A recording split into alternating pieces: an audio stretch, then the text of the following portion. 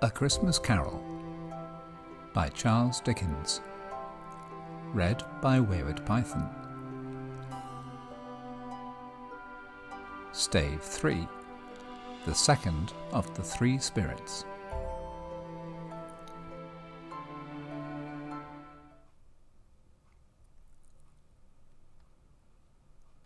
Awaking in the middle of a prodigiously tough snore, and sitting up in bed to get his thoughts together, Scrooge had no occasion to be told that the bell was again upon the stroke of 1. He felt that he was restored to consciousness in the right nick of time, for the especial purpose of holding a conference with the second messenger dispatched to him through Jacob Marley's intervention.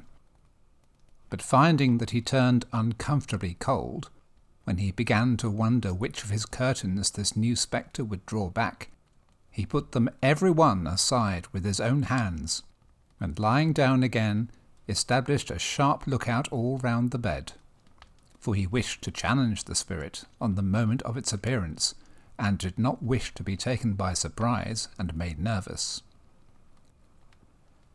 Gentlemen of the free and easy sort, who plume themselves on being acquainted with a move or two, and being usually equal to the time of day, expressed the wide range of the capacity for adventure by observing that they are good for anything from pitch and toss to manslaughter, between which opposite extremes no doubt there lies a tolerably wide and comprehensive range of subjects.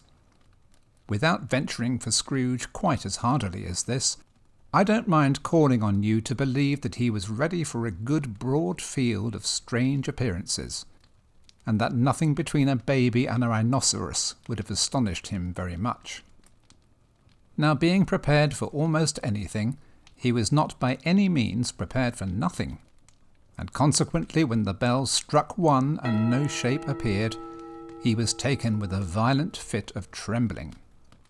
5 minutes, 10 minutes, a quarter of an hour went by, yet nothing came. All this time he lay upon his bed, the very core and centre of a blaze of ruddy light, which streamed upon it when the clock proclaimed the hour, and which, being only light, was more alarming than a dozen ghosts, as he was powerless to make out what it meant or would be at, and was sometimes apprehensive that he might be at that very moment an interesting case of spontaneous combustion, without having the consolation of knowing it. At last, however, he began to think, as you or I would have thought at first, for it is always the person not in the predicament who knows what ought to have been done in it, and would unquestionably have done it too.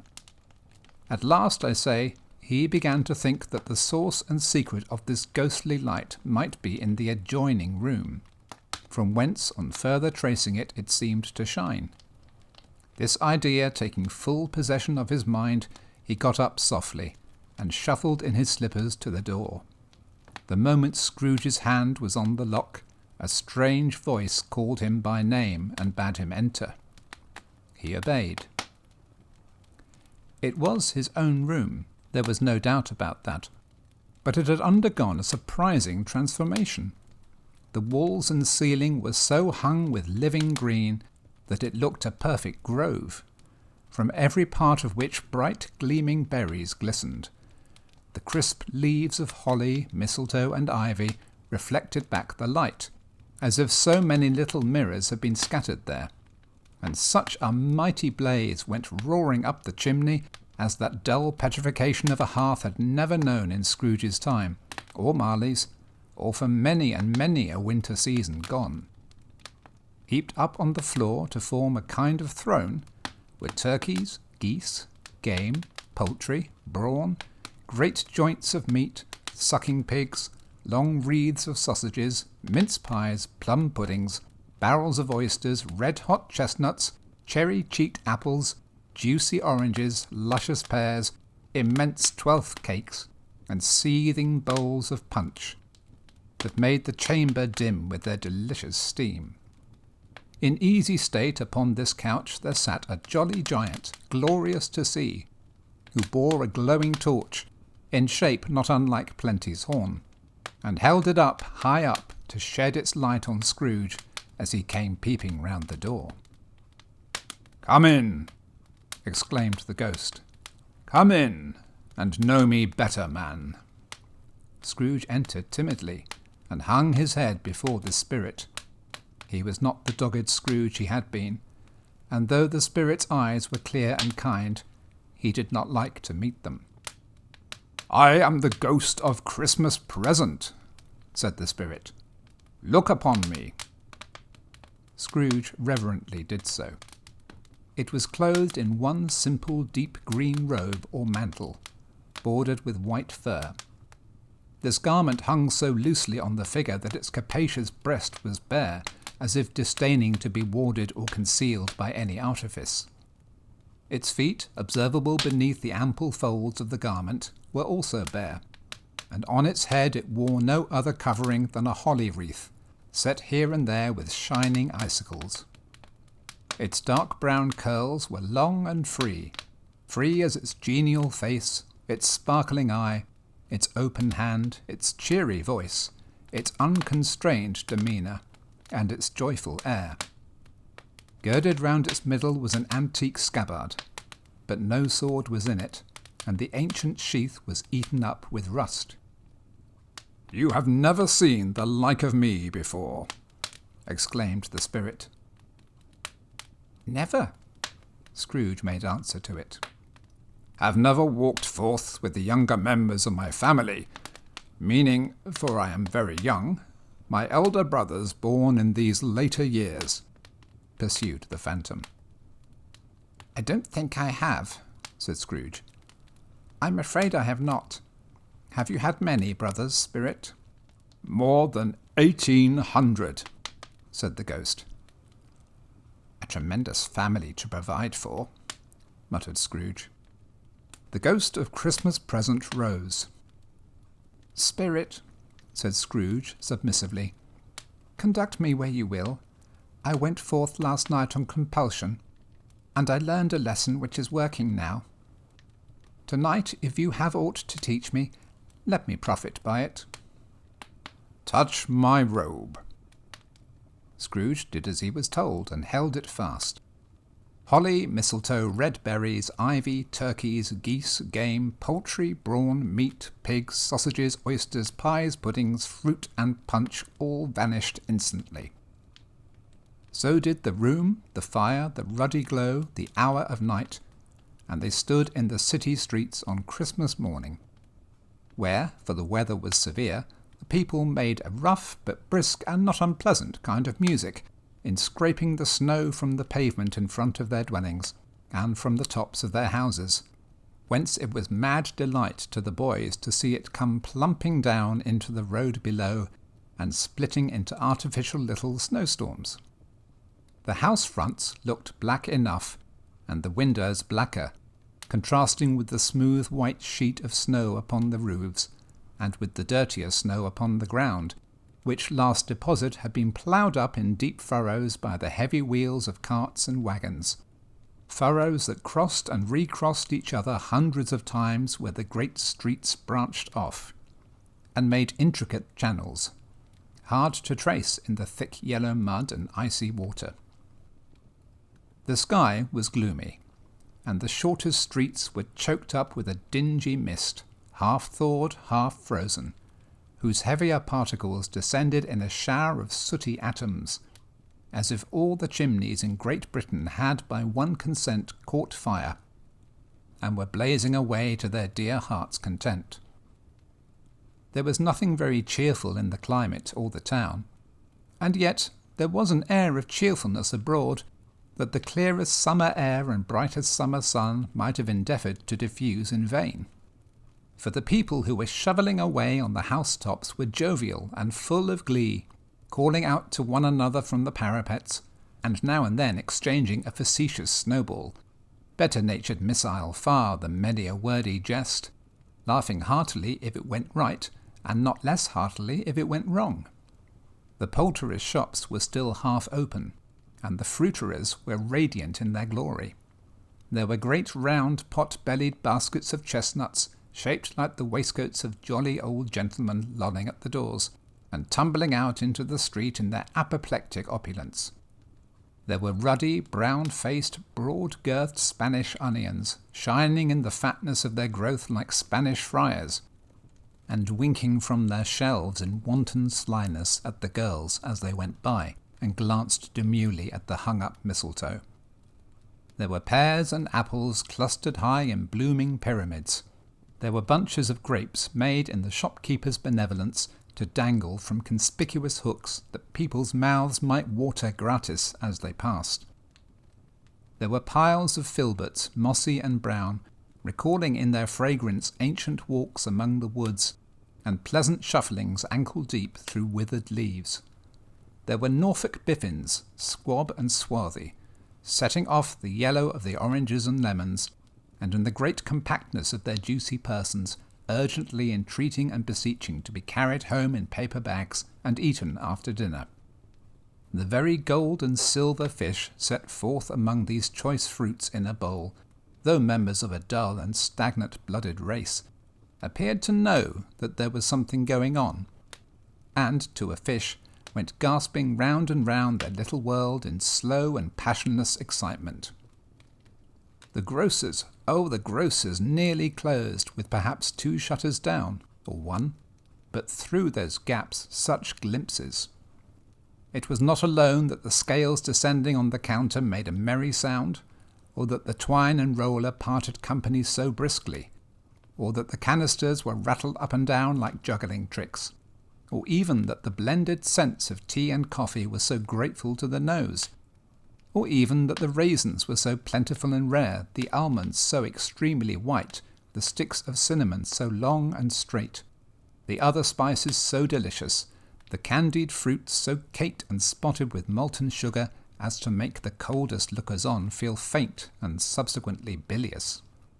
Nor was it that the figs were moist and pulpy, or that the French plums blushed in modest tartness from their highly decorated boxes, or that everything was good to eat and in its Christmas dress.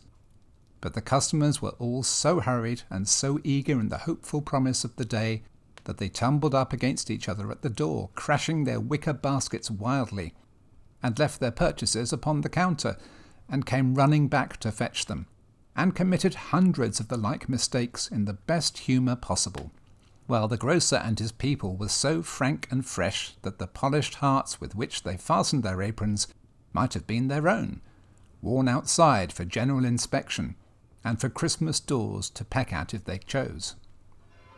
But soon the steeples called good people all to church and chapel, and away they came flocking through the streets in their best clothes and with their gayest faces.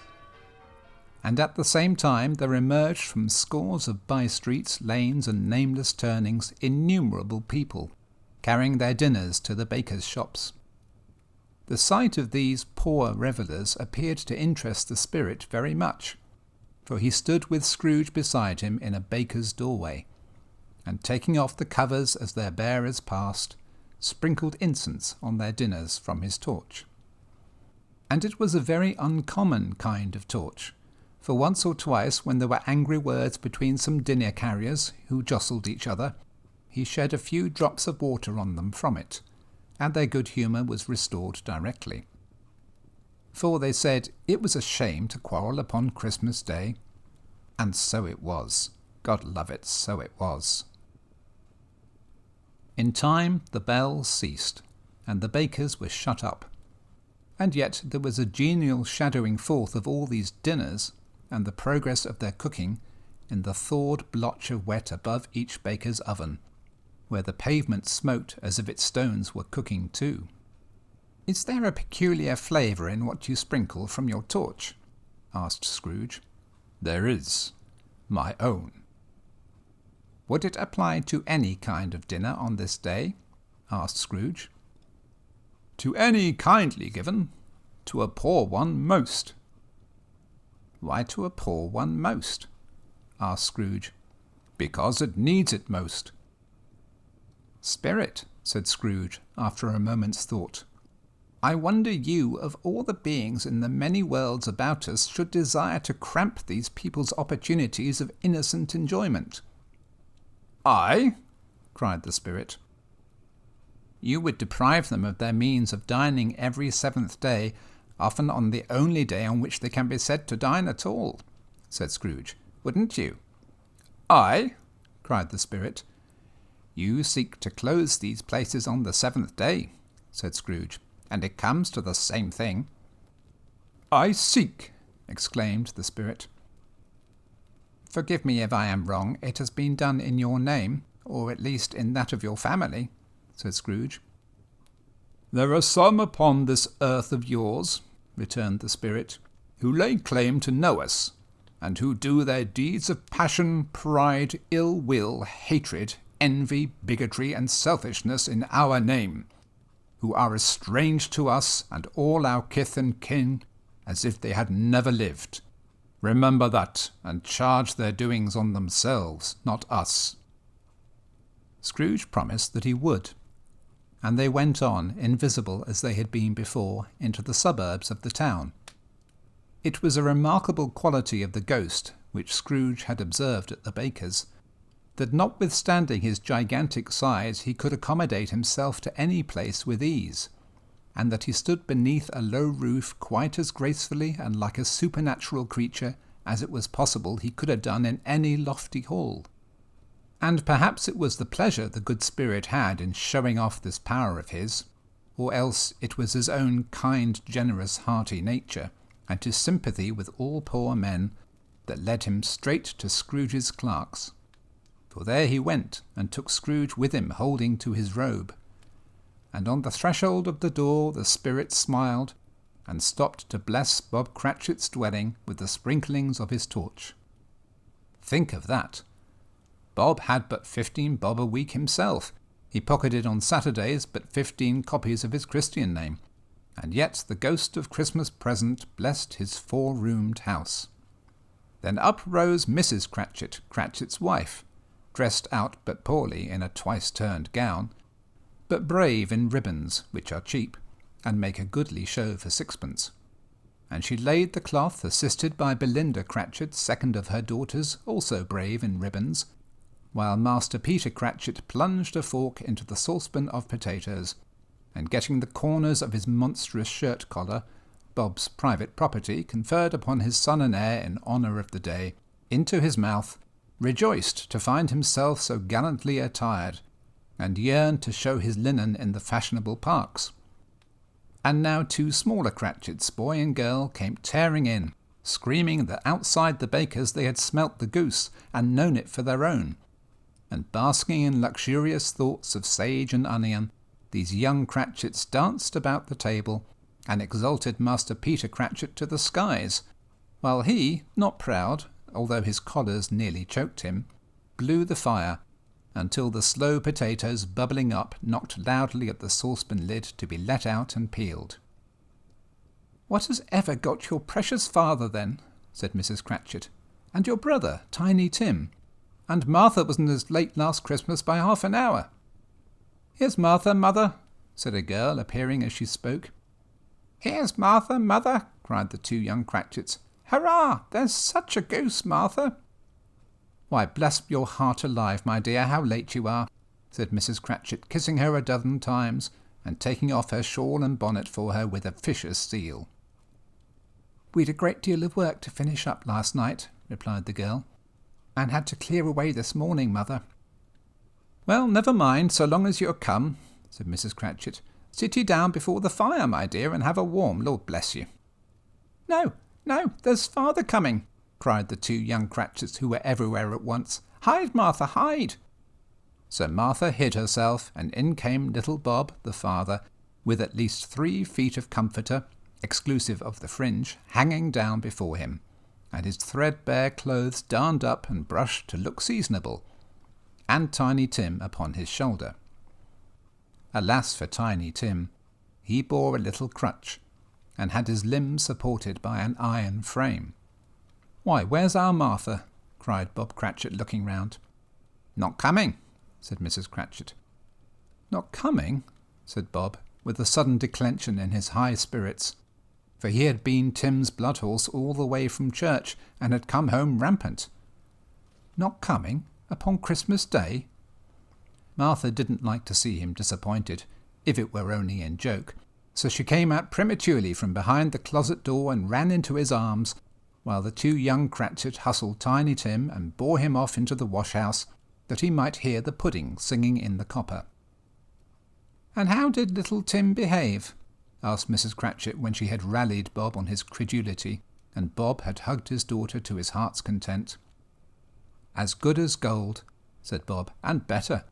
Somehow he gets thoughtful sitting by himself so much, and thinks the strangest things you ever heard. He told me coming home that he hoped the people saw him in the church because he was a cripple, and it might be pleasant to them to remember upon Christmas Day who made lame beggars walk and blind men see." Bob's voice was tremulous when he told them this, and trembled more when he said that Tiny Tim was growing strong and hearty. His active little crutch was heard upon the floor, and back came Tiny Tim before another word was spoken, escorted by his brother and sister to his stool beside the fire.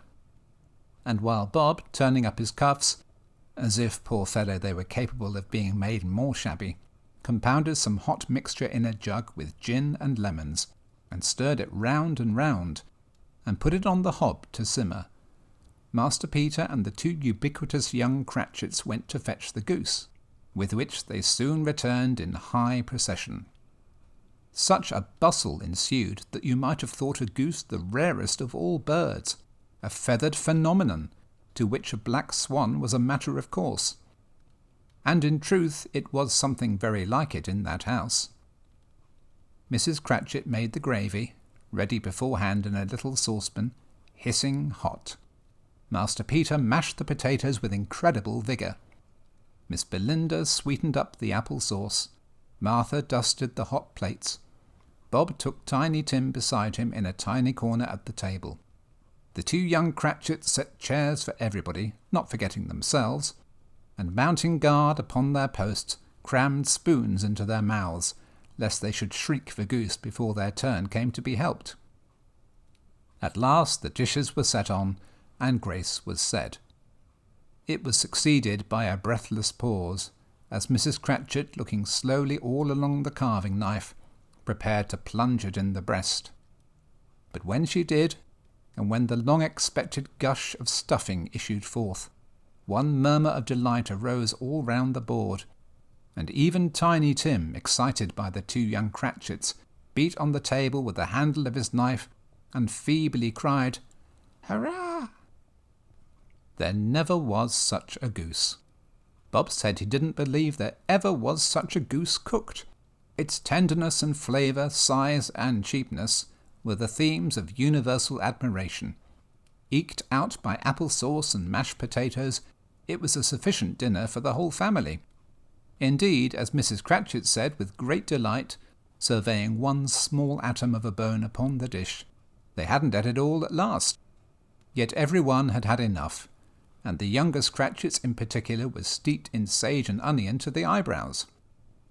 But now, the plates being changed by Miss Belinda, Mrs. Cratchit left the room alone, too nervous to bear witnesses, to take the pudding up and bring it in.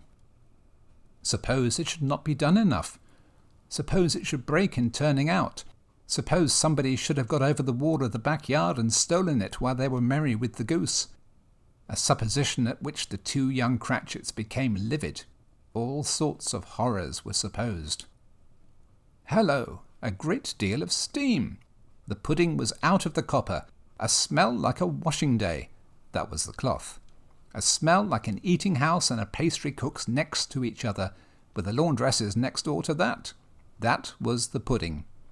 In half a minute Mrs. Cratchit entered, flushed but smiling proudly, with the pudding like a speckled cannonball, so hard and firm, blazing in half a quartern of ignited brandy, and bedight with Christmas hollies stuck into the top. "Oh, a wonderful pudding," Bob Cratchit said, and calmly too, that he regarded it as the greatest success achieved by Mrs. Cratchit since their marriage.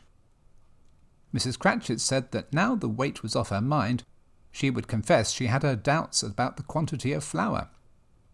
Everybody had something to say about it, but nobody said or thought it was at all a small pudding for a large family.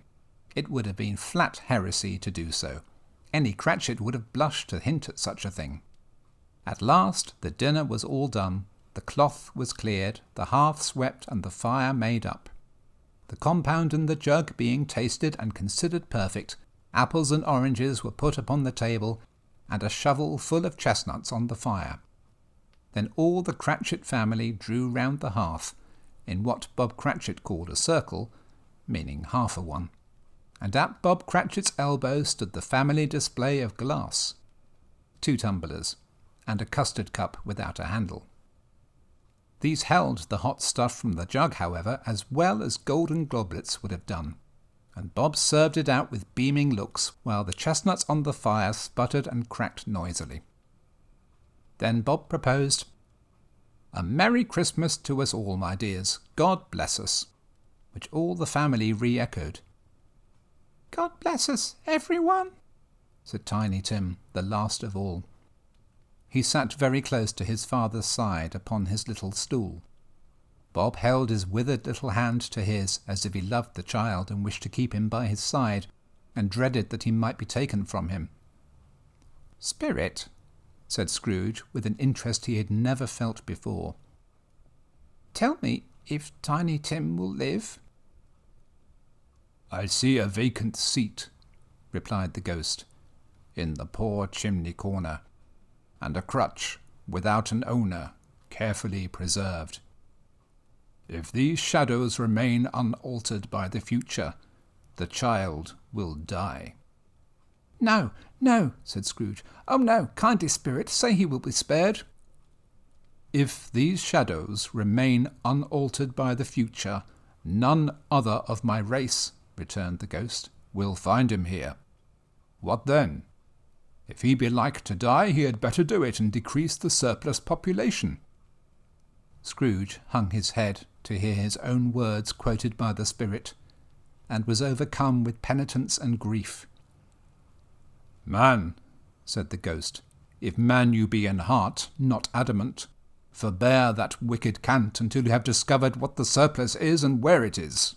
Will you decide what men shall live, what men shall die? It may be that in the sight of heaven you are more worthless and less fit to live than millions like this poor man's child. O God, to hear the insect on the leaf pronouncing on the too much life among his hungry brothers in the dust." Scrooge bent before the ghost's rebuke, and trembling cast his eyes upon the ground. But he raised them speedily on hearing his own name. "Mr. Scrooge," said Bob, "I'll give you Mr. Scrooge, the founder of the feast." "The founder of the feast, indeed," cried Mrs. Cratchit, reddening. "I wish I had him here. I'd give him a piece of my mind to feast upon, and I hope he'd had a good appetite for it." "My dear," said Bob, "the children. Christmas Day."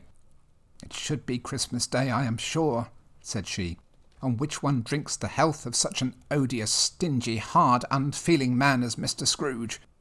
You know he is, Robert. Nobody knows it better than you do, poor fellow." "My dear," was Bob's mild answer, "Christmas Day." "I'll drink his health for your sake and the day's," said Mrs. Cratchit, "not for his. Long life to him, a Merry Christmas and a Happy New Year. He'll be very merry and very happy, I have no doubt." The children drank the toast after her. It was the first of their proceedings which had no heartiness in it. Tiny Tim drank it last of all, but he didn't care twopence for it. Scrooge was the ogre of the family. The mention of his name cast a dark shadow on the party, which was not dispelled for full 5 minutes. After it had passed away, they were 10 times merrier than before, from the mere relief of Scrooge the Baleful being done with. Bob Cratchit told them how he had a situation in his eye for Master Peter, which would bring in, if obtained, full 5 and 6pence weekly. The 2 young Cratchits laughed tremendously at the idea of Peter's being a man of business, and Peter himself looked thoughtfully at the fire from between his collars, as if he were deliberating what particular investments he should favour when he came into the receipt of that bewildering income. Martha, who was a poor apprentice at a milliner's, then told them what kind of work she had to do, and how many hours she worked at a stretch, and how she meant to lie abed tomorrow morning for a good long rest. Tomorrow being a holiday, she passed at home. Also how she had seen a countess and a lord some days before, and how the lord was much about as tall as Peter, at which Peter pulled up his collar so high that you couldn't have seen his head if you had been there. All this time the chestnut and the jug went round and round, and by they had a song about a lost child travelling in the snow from Tiny Tim, who had a plaintive little voice and sang it very well indeed. There was nothing of high mark in this. They were not a handsome family. They were not well dressed. Their shoes were far from being waterproof. Their clothes were scanty, and Peter might have known, and very likely did, the inside of a pawnbroker's. But they were happy, grateful, pleased with one another, and contented with the time. And when they faded, and looked happier yet in the bright sprinklings of the Spirit's torch at parting, Scrooge had his eye upon them, and especially on Tiny Tim, until the last. By this time it was getting dark, and snowing pretty heavily, and as Scrooge and the Spirit went along the streets, the brightness of the roaring fires in kitchens, parlours, and all sorts of rooms was wonderful. Here the flickering of the blaze showed preparations for a cosy dinner, with hot plates baking through and through before the fire, and deep red curtains ready to be drawn to shut out cold and darkness. There all the children of the house were running out into the snow to meet their married sisters, brothers, cousins, uncles, aunts, and be the first to greet them. Here again were shadows on the window blinds of guests assembling, and there a group of handsome girls, all hooded and fur-booted, and all chattering at once, tripped lightly off to some near neighbour's house, where woe upon the single man who saw them enter, artful witches, well they knew it, in a glow. But if you had judged from the numbers of people on their way to friendly gatherings, you might have thought that no one was at home to give them welcome when they got there, instead of every house expecting company, and piling up its fires half chimney high.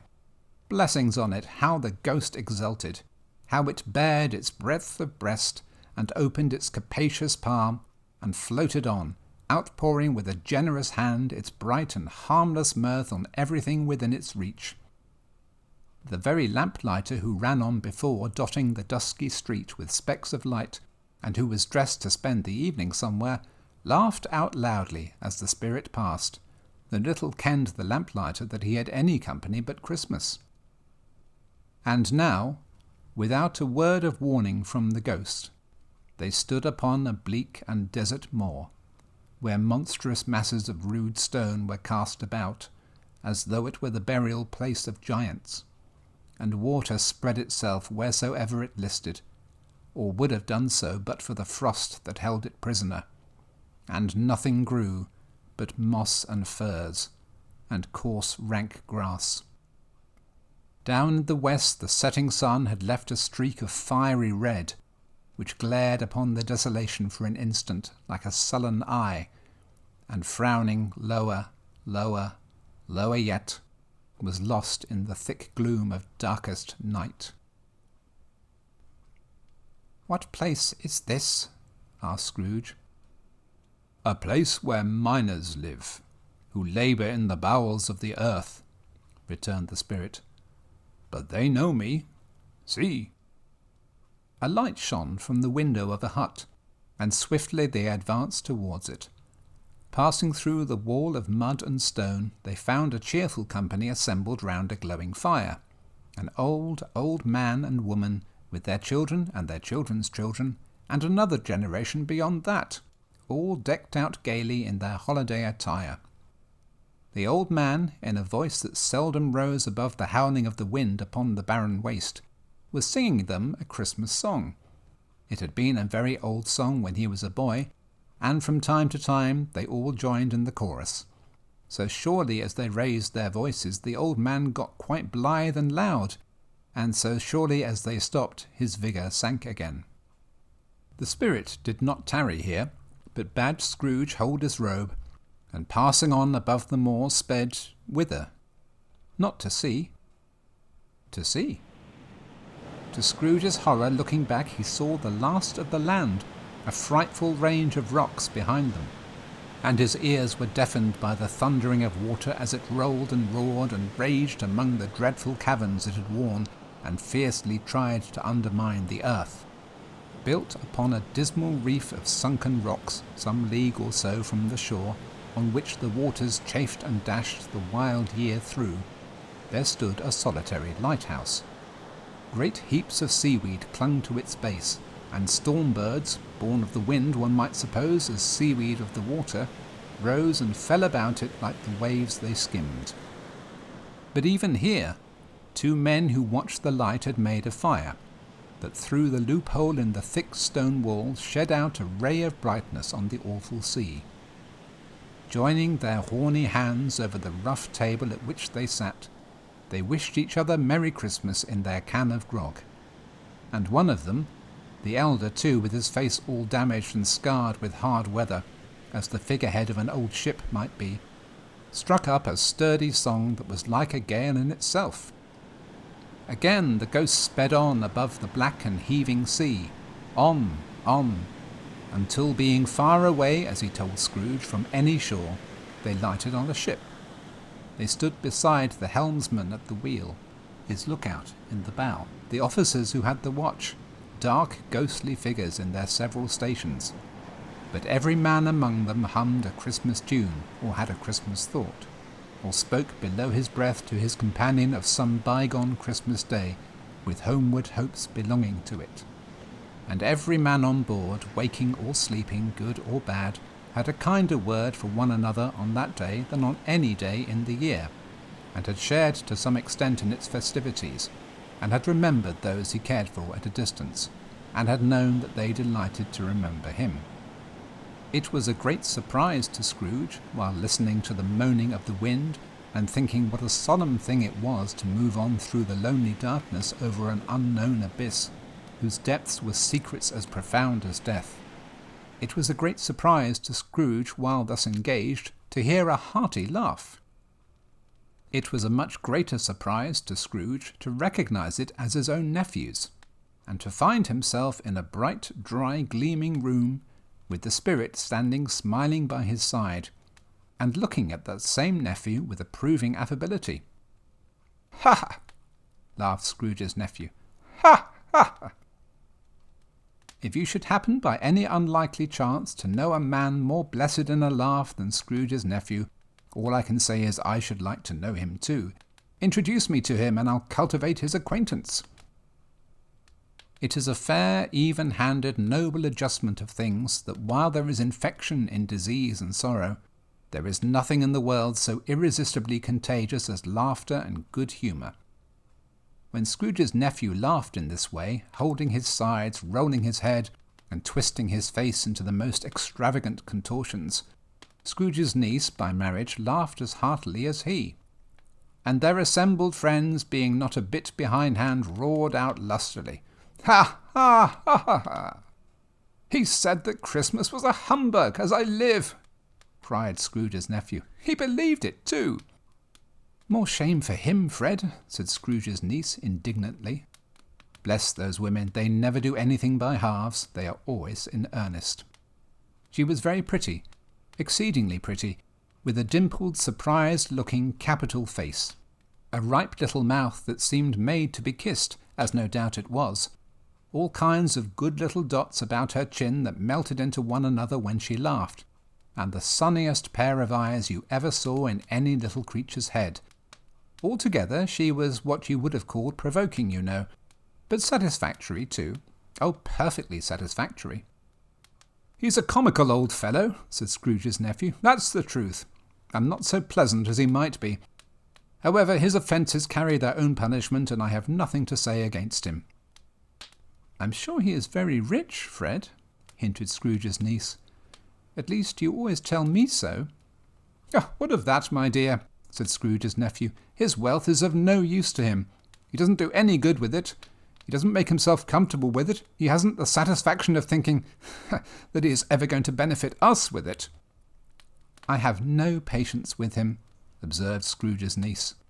Scrooge's niece's sisters and all the other ladies expressed the same opinion. "Oh, I have," said Scrooge's nephew. "I am sorry for him. I couldn't be angry with him if I tried.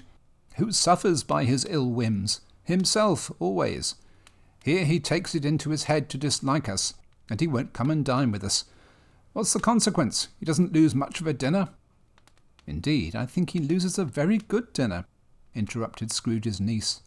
Everybody else said the same, and they must be allowed to have been competent judges because they had just had dinner, and with the dessert upon the table were clustered round the fire by lamplight.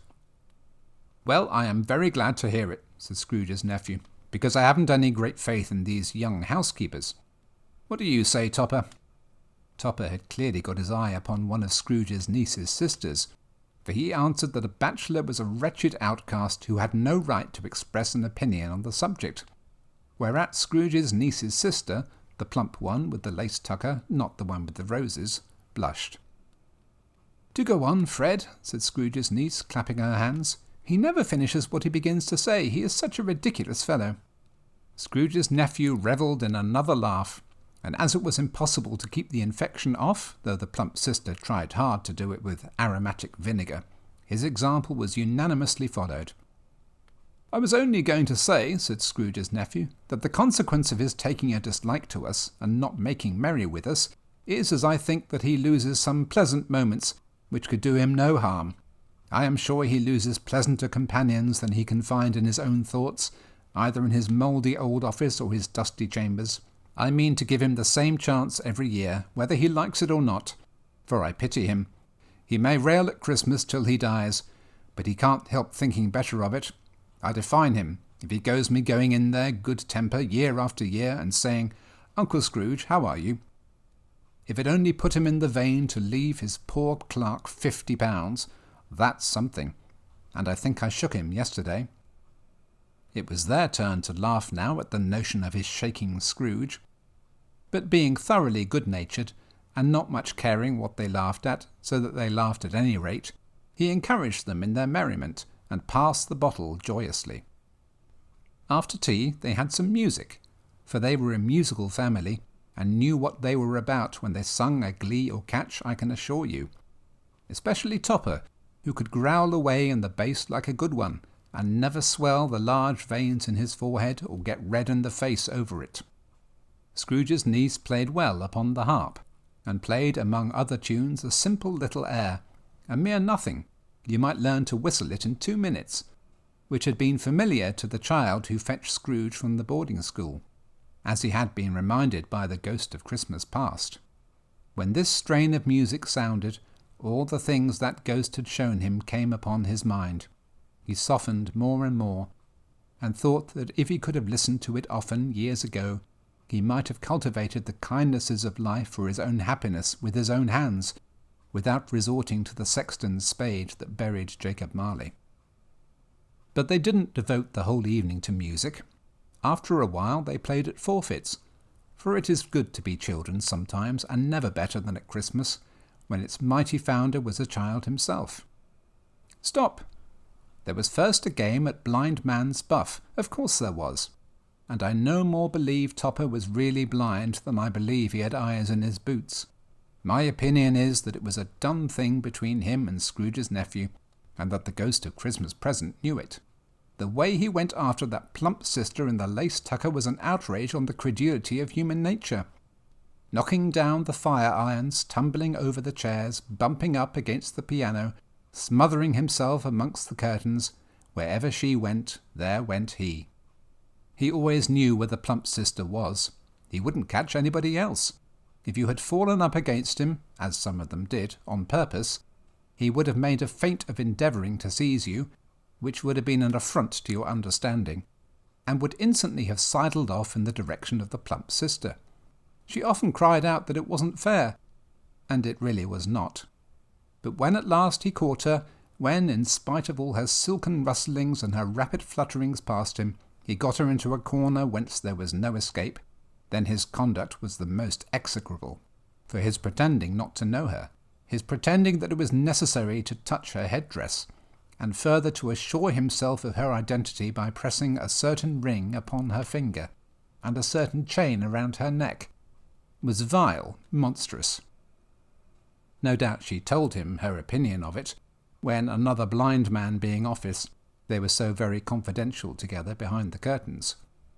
Scrooge's niece was not one of the blind man's buff party, but was made comfortable with a large chair and a footstool, in a snug corner where the ghost and Scrooge were close behind her. But she joined in the forfeits, and loved her love to admiration with all the letters of the alphabet. Likewise, at the game of how, when, and where, she was very great, and, to the secret joy of Scrooge's nephew, beat her sisters hollow, though they were sharp girls too, as Topper could have told you. There might have been 20 people there, young and old, but they all played, and so did Scrooge, for wholly forgetting, in the interest he had what was going on, that his voice made no sound in their ears, he sometimes came out with his guess quite loud, and very often guessed right too, for the sharpest needle best Whitechapel warranted not to cut in the eye was not sharper than Scrooge, blunt as he took it in his head to be. The ghost was greatly pleased to find him in this mood, and looked upon him with such favour that he begged like a boy to be allowed to stay until the guests departed. But this, the spirit said, could not be done. "Here is a new game," said Scrooge. "1 half-hour, spirit, only one." It was a game called Yes and No, where Scrooge's nephew had to think of something, and the rest must find out what, he only answering their questions yes or no, as the case was. The brisk fire of questioning to which he was exposed elicited from him that he was thinking of an animal, a live animal, rather a disagreeable animal, a savage animal, an animal that growled and grunted sometimes, and talked sometimes, and lived in London, and walked about the streets, and wasn't made a show of, and wasn't led by anybody, and didn't live in a menagerie, and was never killed in a market, and was not a horse, or an ass, or a cow, or a bull, or a tiger, or a dog, or a pig, or a cat, or a bear.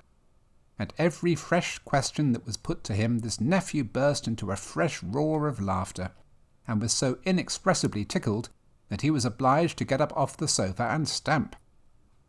At last the plump sister, falling into a similar state, cried out, "I have found it out! I know what it is, Fred! I know what it is!"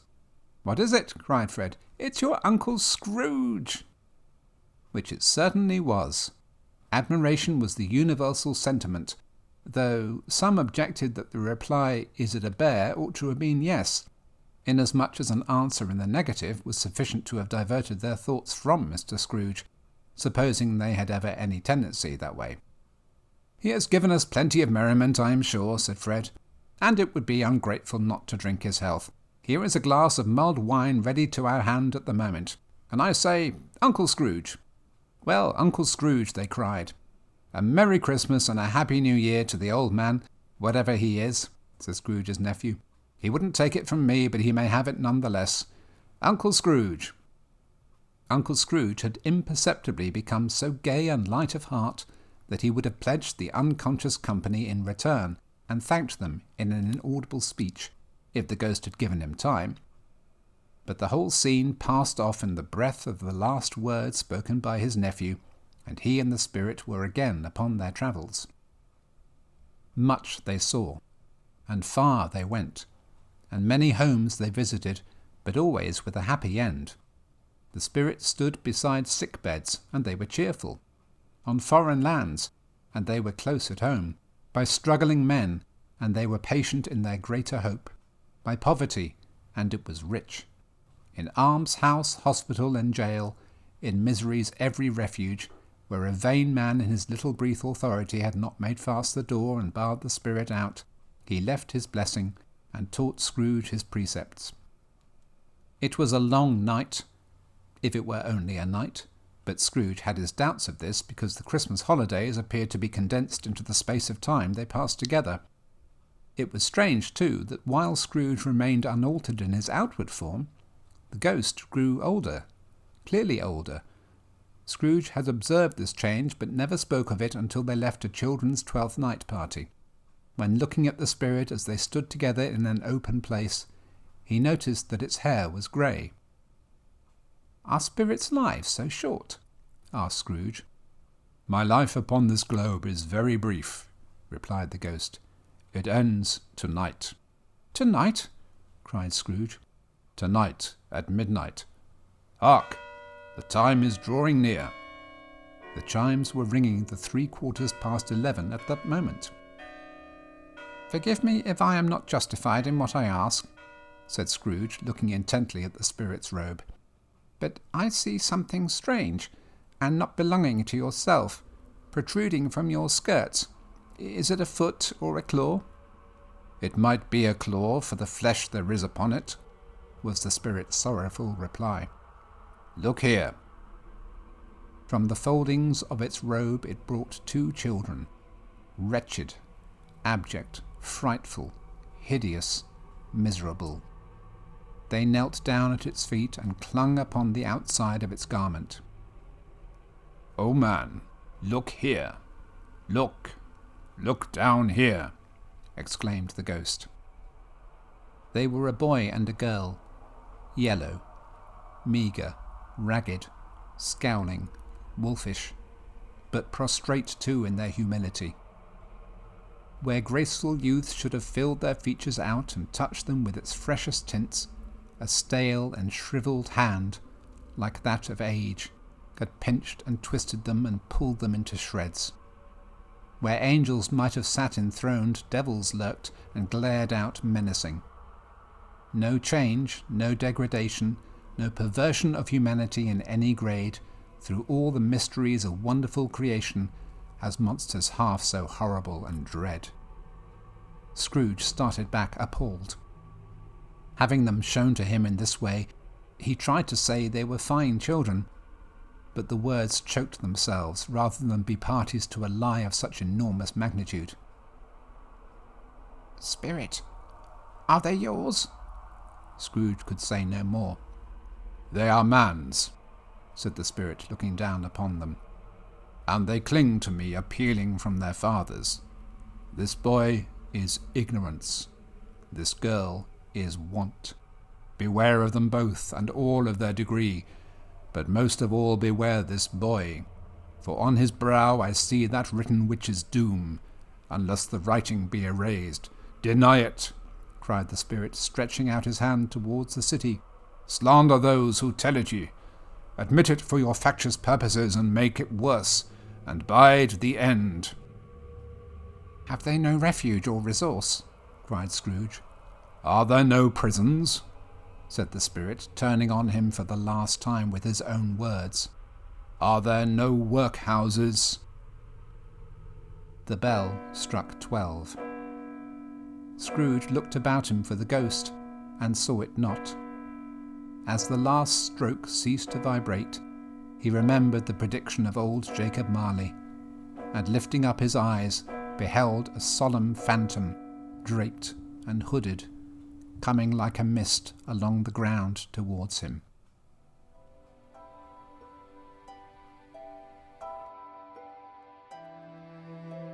That was Stave 3 of A Christmas Carol by Charles Dickens, read by Wayward Python.